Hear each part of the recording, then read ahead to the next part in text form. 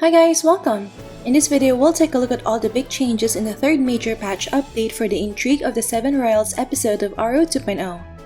This will include the opening of the new C Valhalla server, revamp of War of Emperium, newbie-friendly adjustments, and a lot more. These changes will be implemented in C, Global, and EU servers after the maintenance patch this week. Alright, without further ado, let's begin. First up, we have the opening of the C region's 4th server called Valhalla. Players in the new server will receive the following exclusive rewards. Players in the old servers may also get the hot-blooded Placehold cap from the Frey Coin Exchange shop on June 25. Up next, we have the much-awaited revamp of the War of Emperium GVG battle mechanics. The casual mode will be available for the first 2 weeks, and the first season will begin on June 9. I will discuss the mechanics of the new GVG in another video, so stay tuned for that. I think this much-awaited revamp of the GVG will definitely be more fun and action-packed, and the rewards are going to be more generous. Up next, we have the new guild event called Rally Guild War. One rally opportunity will be given out for each account, and you can choose which character to join the rally and which guild to assist. Completing the rally quest will grant the following rewards. Additional rewards will be given based on the number of guild members that participated in the rally, which are as follows. So you should encourage your fellow guild members to participate to get better rewards. Up next, we have a new returning player event for those who have reached base level 120 and haven't logged in on any of their characters in the account for more than 15 days before May 25. For players who have participated in the first returning player event last March but haven't completed it yet, you can still participate if you have not logged in for more than 30 days before May 25. During the event period, qualified returning players will be able to open the Journey Continues event interface, which will last for a total of 30 days from the first login date. You will receive a special buff and several quests which will grant bountiful rewards. Veteran players may also help returning players in clearing their weekly instances to get awesome rewards. Up next, we have the continuation of the Seven Royals main story quest. Adventurers who completed the second part of the Seven Royals story can continue to the third part by accepting the series of quests from Mailbox Caesar at Pantera. Up next, we have the following optimizations to PvE instances. First is the addition of the Novice difficulty to Oracle Dungeon, which will be the easiest difficulty. Although the rewards per difficulty will be slightly adjusted, you will still get 470 Nolan cards upon clearing Nightmare difficulty. Second, there will be a limited time reward reset event for Oracle Dungeon, which will last until the maintenance period of July. We've already talked about this in my previous video, which is linked in the description box below. Basically, you can spend 300 minutes of combat time to receive extra rewards including Nolan cards. Third, you can now gain Contribution Lock and Gold Medal Lock each time you kill a boss in the Valhalla Ruins Guild Dungeon. And fourth, the difficulty of Thanatos Tower Novice has been lowered, allowing new players to clear it with ease. Up next, we have the revamp of the Rift system, which we have already talked about in one of my previous videos. If you haven't watched that yet, I'll have the video linked below. Basically, the new rifts will now consume combat time and will drop newbie gears and Wasteland materials. The gear rewards of the original rift instances, such as gloves and strength rings, will now be dropped by chance when completing mission board quests. Up next, we have the revamp of the Wasteland map gameplay. Basically, the changes are just more newbie-friendly, and the Divine Spirit tree progress is now universal for all characters under the account.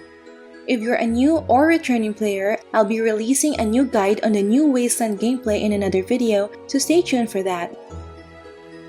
Up next, we have the following optimizations to the Assistant or Decon functions. First, the daily and weekly quests have been adjusted, wherein some quests were added, removed, or modified. As an example, you need to consume 200 minutes of combat time to clear the Adventure Daily quest.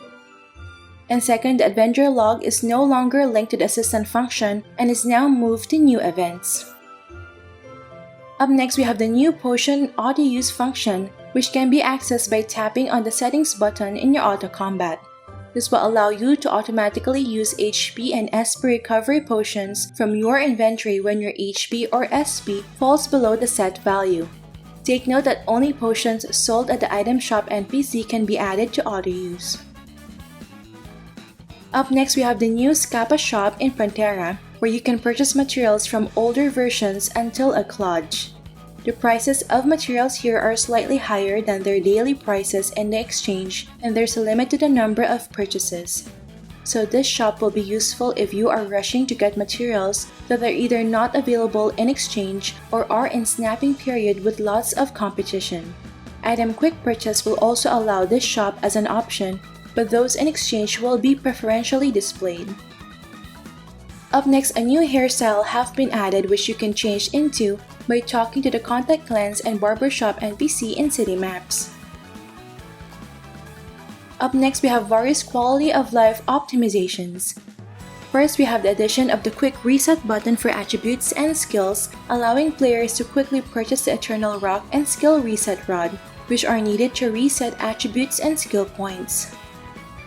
Second, there's now an in-game recommendation for attributes and skill point distribution depending on your character's chosen build.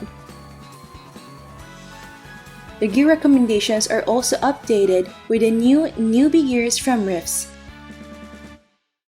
Third, the alchemy merging function has been optimized, making it easier to add or remove materials. The detection scope of synthesis materials has been expanded, so you can now use materials in storage, temporary bag, or cart.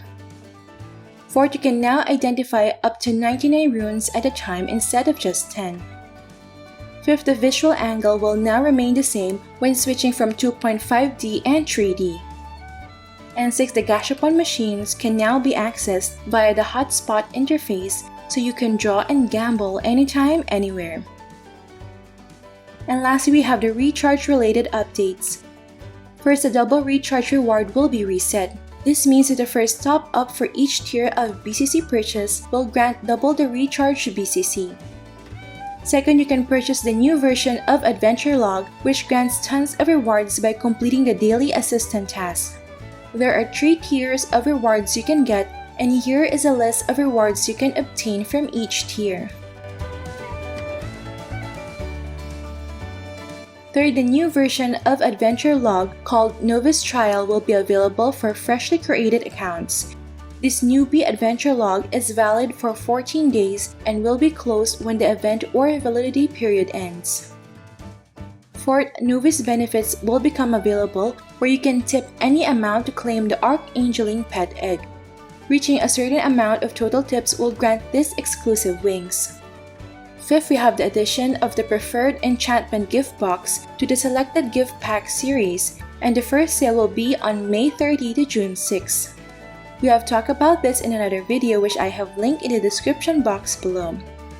Basically, it contains materials that will increase the enchant values and can even get rare 4th enchant. 6. You can no longer purchase the 10,000 Zenny and 10 million Zenny from the BCC Mall. These have been replaced by 200,000 Zenny supply box which costs 1 BCC and 20 million Zenny supply box which costs 100 BCC. So those are all the changes coming in the third major patch update for RO 2.0 Intrigue of the 7 Royals episode. You can check the links below for the full text patch notes and the download link to the game client. Alright, that's it for this video guys. Don't forget to like if you enjoyed watching this guide. If you're new here, I would love for you to consider subscribing by hitting the red subscribe button down below. I would love to have you back. Thank you for watching and see you in our next episode.